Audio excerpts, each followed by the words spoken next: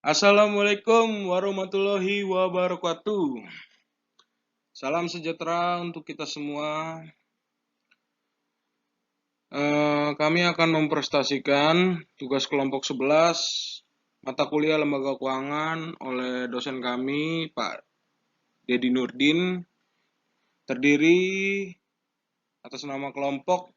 Yang pertama, Amira Fadila, yang kedua Saji, yang ketiga Andri Septio, yang keempat Lamhot Rizky Sumando, yang bertema Pegadaian. Oke, baik, untuk pendahuluan akan dibacakan oleh kelompok kami yaitu Saji. Dipersilakan waktu dan tempatnya. Baik, terima kasih. Pertama adalah pendahuluan. PT Pegadaian merupakan lembaga perkreditan yang dikelola oleh pemerintah yang kegiatan utamanya melaksanakan penyaluran uang pinjaman atau kredit atas penyaluran uang pinjaman tersebut. Dilakukan dengan cara yang mudah, tepat,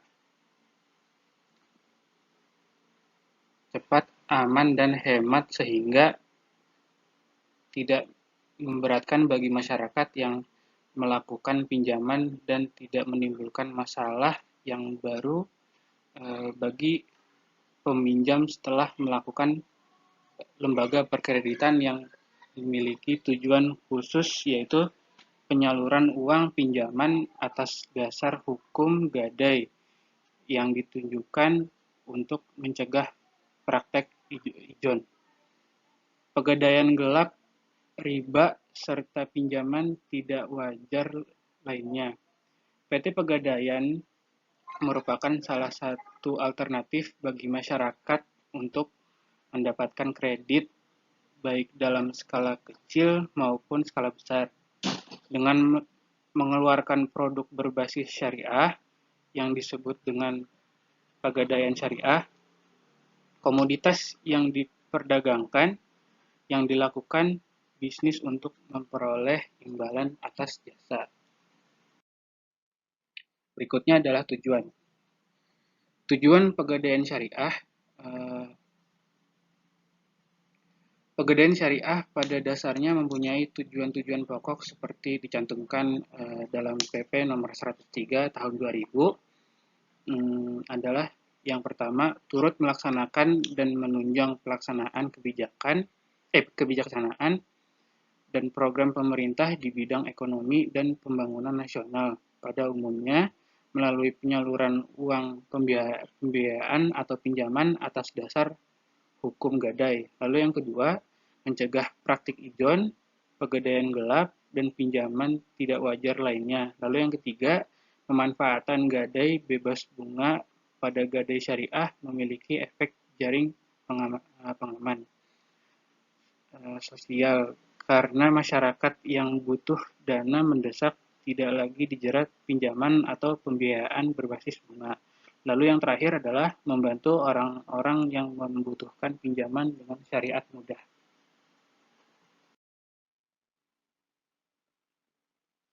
Baik, saya lanjutkan. Persamaan dan perbedaan pegadaian konvensional dengan syariah. Persamaan. Yang pertama, hak gadai atas pinjaman uang. Yang kedua, adanya agunan sebagai jaminan utang. Yang ketiga, tidak boleh mengambil manfaat barang yang digadaikan. Yang keempat, biaya barang yang digadaikan ditanggung oleh para pemberi gadai. Yang kelima, apabila batas waktu pinjaman uang habis, barang yang digadaikan boleh dijual atau dilelang. Lanjut lagi perbedaan.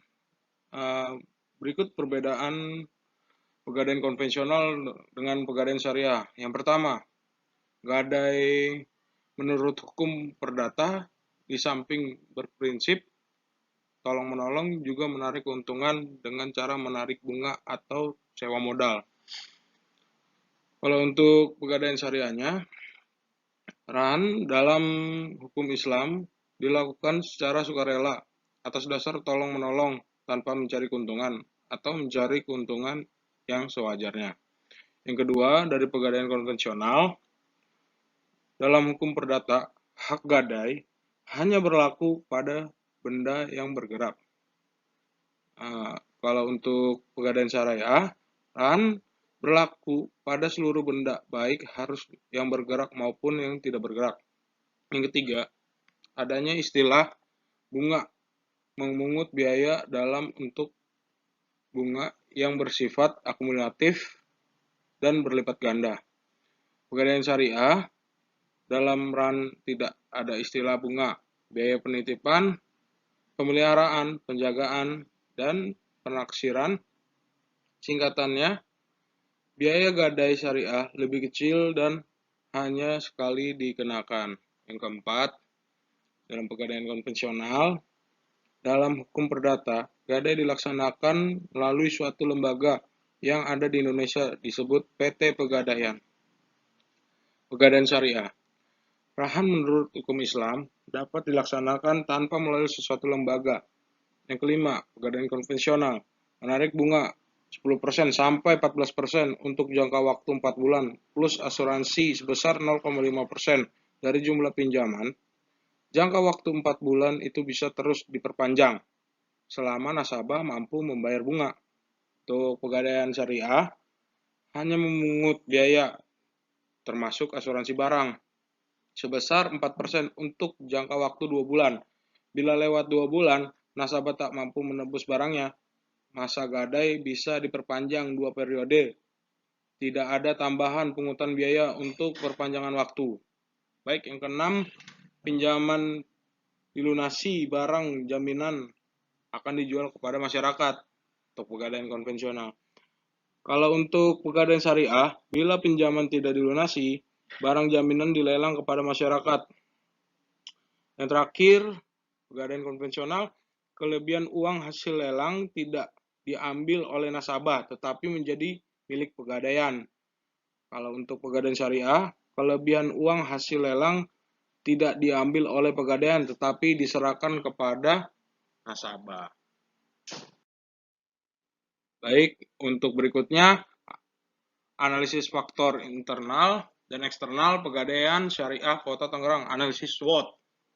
Dari hasil penelitian yang telah dilakukan mulai dari mengetahui undang-undang tentang PT Pegadaian untuk membuka usaha penyaluran uang pinjaman atas dasar hukum PT Gadai, PP nomor 103 tahun 2000, melihat gambaran umum PT Pegadaian, serta melihat visi dan misi PT Pegadaian sampai melihat mengetahui kondisi pegadaian syariah Kota Tangerang, strategi yang telah ditempuh, dan kinerja yang telah dicapai dapat diketahui dari beberapa faktor internal dan eksternal pada pegadaian syariah Kota Medan. Beberapa faktor internal dan eksternal yang penting, IFAS dan EFAS pegadaian syariah Kota Medan dapat diidentifikasi sebagai berikut. Faktor internal, kita lihat dari kekuatan. Yang pertama, ada dukungan dari umat Islam. Yang kedua, persyaratan yang mudah dan murah. Yang ketiga, prosedur yang sederhana, hanya 15 menit. Yang keempat, cukup dipungut biaya administrasi dan ijarah. 5. Barang jaminan yang diasuransikan. Keenam, tempat yang strategis yang dekat dengan perumahan penduduk. Yang ketujuh, produk kurang lebih produk yang variatif dan terjangkau oleh masyarakat. Yang kedelapan, waktu pinjaman dapat diperpanjang tanpa harus membayar biaya administrasi lagi. Kelemahan, weakness. Kita lihat dari faktor kekurangannya.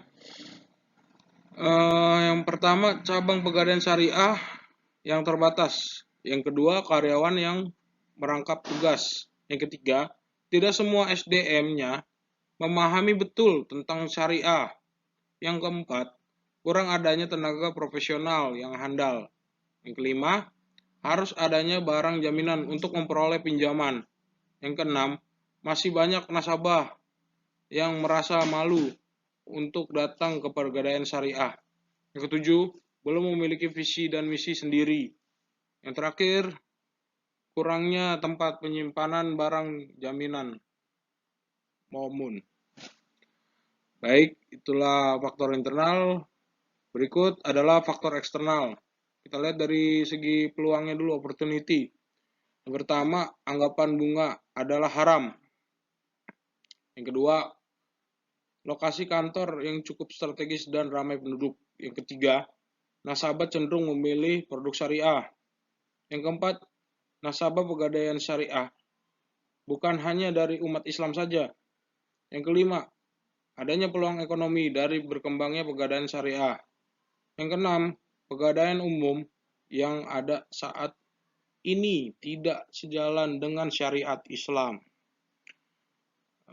Dari faktor eksternal ada lagi ancaman, yaitu threats. Yang pertama, usaha gadai syariah sudah mulai banyak dilirik oleh pihak perbankan. Yang kedua, adanya tindak kriminal dari kurang lebih orang jahat seperti perampokan. Tiga, citra lembaga keuangan syariah belum mapan di mata masyarakat. Yang keempat, anggapan bahwa lembaga pegadaian syariah berkaitan dengan fanatisme agama. Yang kelima, ancaman dari orang yang merasa terusik kenikmatannya menguruk kekayaan rakyat melalui sistem bunga para rentenir. Yang keenam, susah untuk menghilangkan mekanisme bunga yang sudah mengakar. Berikut akan disampaikan oleh kelompok kami, Saji. Baik, selanjutnya saya akan menjelaskan tentang identifikasi lingkungan internal. Dalam mengidentifikasi lingkungan internal, dapat digunakan kombinasi pendekatan dengan strategi IFAS atau Internal Strategi Factor Analysis Summary. Di sini faktor internalnya yang pertama adalah adanya dukungan dari umat Islam. Lalu yang kedua, persyaratan yang mudah dan murah dengan bobot 1, ratingnya 4, dengan totalnya 4. Lalu yang berikutnya adalah prosedur yang sederhana, hanya 15 menit, dengan bobot 1, ratingnya 4, dan totalnya 4. Lalu berikutnya adalah cukup dipungut biaya administrasi dan biaya ijazah dengan bobot 1, ratingnya 3,75, dan totalnya adalah 3,75. Lalu yang berikutnya adalah barang jaminan yang diasuransikan dengan bobot 1, ratingnya 4, dan totalnya 4. Lalu yang berikutnya adalah tempat yang strategis yang dekat dengan perumahan penduduk dengan bobotnya 1, ratingnya 3,5, dan totalnya 3,5. Lalu berikutnya adalah produk-produk yang variatif dan terjangkau oleh masyarakat dengan bobot 1, ratingnya 3,75, dan hasil totalnya 3,75. Lalu yang terakhir adalah waktu pinjaman dapat diperpanjang tanpa harus membayar biaya administrasi lagi dengan bobot 1, ratingnya 3,25, dan totalnya adalah 3,25. Dari keseluruhan total kami mendapatkan 30,25. Lalu selanjutnya adalah faktor eksternal. Di kelemahan, yang pertama adalah cabang pegadaian syariah yang terbatas dengan bobot 1, rating 1, dan totalnya 1. Lalu yang kedua adalah adanya karyawan yang merangkap tugas dengan bobot 1, rating 1, dan totalnya 1. Lalu yang berikutnya adalah tidak semua sumber daya manusia yang memahami betul tentang syariah dengan bobot 1, ratingnya 1,25, dan totalnya 1,25. Lalu berikutnya adalah kurang adanya tenaga profesional yang handal dengan bobot 1, ratingnya 2, dan totalnya 2. Lalu berikutnya adalah harus adanya barang jaminan untuk memperoleh pinjaman dengan bobot 1, rating 2, dan totalnya 2. Lalu berikutnya adalah masih banyak nasabah yang merasa malu untuk datang ke pegadaian syariah dengan bobot 1, rating 1,75, dan totalnya adalah 1,75. Lalu berikutnya adalah belum memiliki visi dan misi sendiri dengan bobot 1, ratingnya adalah 1,25 dan hasilnya 1,25. Lalu yang terakhir adalah ruang penyimpanan barang jaminan marhun yang terbatas dengan bobot 1, rating 1, dan hasilnya 1. Dengan keseluruhan total yang didapatkan adalah 11,25. Lalu total dari kekuatan dikurang kelemahan adalah 30,25 dikurang 11,25 yaitu 19. Lalu berikutnya adalah identifikasi lingkungan eksternal. Dalam mengidentifikasi lingkungan eksternal juga dapat menggunakan kombinasi pendekatan dengan strategi EVAS. Yang pertama adalah peluang. Anggapan bunga adalah haram dengan bobot 1, rating 4, dan totalnya 4. Lalu yang berikutnya adalah lokasi kantor yang cukup strategis dan ramai penduduk dengan bobot 1, ratingnya 3,75, dan totalnya 3,75. Lalu berikutnya adalah nasabah cenderung memilih produk syariah dengan bobot 1, ratingnya 3, dan totalnya 3. Lalu berikutnya, nasabah pegadaian syariah bukan hanya dari umat Islam saja, dengan bobot 1, ratingnya 4, dan hasilnya 4. Lalu berikutnya adalah adanya peluang ekonomi dari berkembangnya pegadaian syariah dengan bobot 1, ratingnya 3,25, dan totalnya 3,25. Yang terakhir adalah pegadaian umum yang ada saat ini tidak sejalan dengan syariat Islam dengan bobot 1, ratingnya 4, dan totalnya 4. Maka dapat ditotalkan semuanya adalah 22. Lalu faktor eksternalnya berada pada ancaman. Yang pertama adalah usaha gadai syariah sudah mulai banyak dilirik oleh pihak perbankan dengan bobot 1, rating 1, dan totalnya 1. Lalu yang kedua, adanya tindak kriminal seperti perampokan dengan bobot 1, rating 1, dan totalnya 1. Lalu berikutnya, citra lembaga keuangan syariah belum mapan di mata masyarakat dengan bobot 1, ratingnya 2, dan totalnya 2.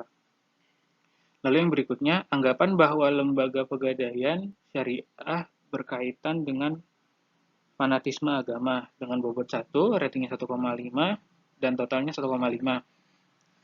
Lalu yang berikutnya adalah ancaman dari orang yang merasa terusik kenikmatannya menggeruk kekayaan rakyat melalui sistem bunga para rentenir dengan bobot 1, ratingnya 1,5, dan totalnya 1,5. Lalu yang terakhir adalah susah untuk menghilangkan mekanisme bunga yang sudah mengakar dengan bobot 1, ratingnya 2, dan totalnya 2. Maka total dari ancaman adalah 9. Lalu berikutnya total dari peluang dikurang ancaman adalah 22 dikurang 9 adalah 13. Lalu berikutnya adalah diagram analisis SWOT. Berikut adalah hasil analisa dari IFAS dan EVAS yang digambarkan pada kuadran SWOT. Di sini nilai peluangnya didapati berjumlah 13 dan kekuatannya didapati 19. Maka grafik ini disimpulkan berada di kuadran 1 yaitu agresif. Selanjutnya akan diterangkan oleh Saudara Lamhot. Terima kasih. Baik, matriks SWOT. Setelah melakukan pendataan dan mendeteksi potensi faktor internal dan faktor eksternal, IFAS dan EVAS di atas, berikut adalah membuat matriks SWOT. Dalam membuat matriks SWOT, seluruh dari data tabel, diagnosis, transfer ke dalam bentuk matriks SWOT. Untuk mencarikan strategi yang tepat pada diagram matriks SWOT tersebut, kita akan melihat data-data dari faktor-faktor kekuatan, kelemahan, peluang, dan ancaman. Dari lembaga pegadaian syariah, yang ada di Kota Tangerang serta dapat mencarikan strategi yang tepat dalam mendukung perkembangan dan kemajuannya. Kekuatan. 1. Mengoptimalkan pelayanan yang ada untuk merangkul nasabah. Yang kedua, meningkatkan sosialisasi pada masyarakat dan memperluas strategi pemasaran. Yang ketiga, menjaga hubungan baik dengan nasabah lama dan baru. Yang keempat, meningkatkan sarana dan prasarana serta memudahkan prosedur dalam persyaratan dalam transaksi.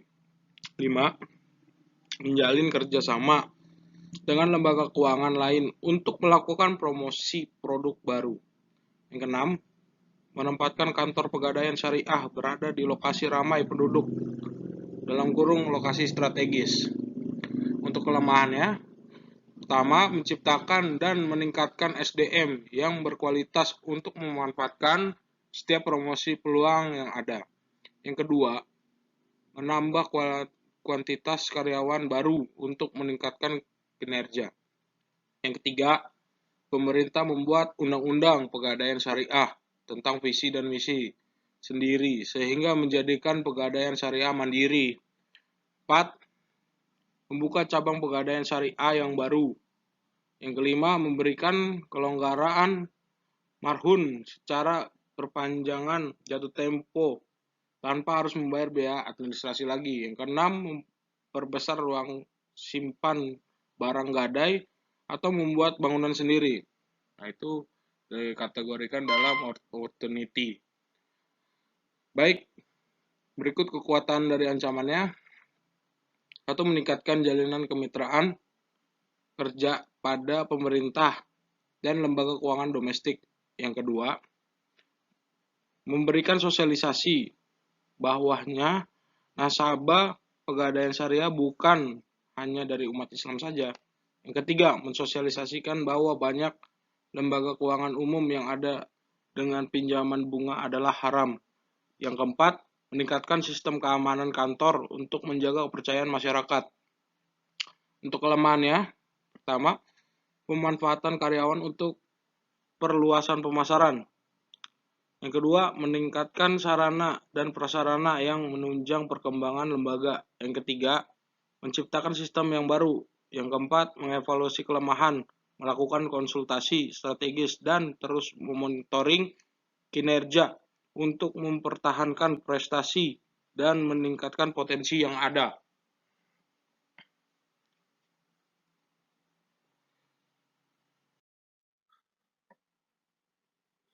Baik, untuk kesimpulan dan saran, kesimpulannya, dari hasil penelitian yang telah dilakukan, mulai dari mengetahui undang-undang tentang PT Pegadaian untuk membuka usaha penyaluran uang pinjaman atas dasar hukum gadai, melihat gambaran umum PT Pegadaian, serta melihat visi dan misi PT, beberapa faktor internal dan eksternal yang penting Pegadaian Syariah Kota Medan dapat diidentifikasi sebagai berikut. Dalam mengidentifikasi lingkungan internal, dapat menggunakan kombinasi pendekatan dengan strategi IFAS. Dalam mengidentifikasi lingkungan eksternal juga dapat menggunakan kombinasi pendekatan dengan strategi EVAS. Dari tabel di atas kita melihat perbandingan antara kekuatan, kelemahan, peluang, dan ancaman yang ada.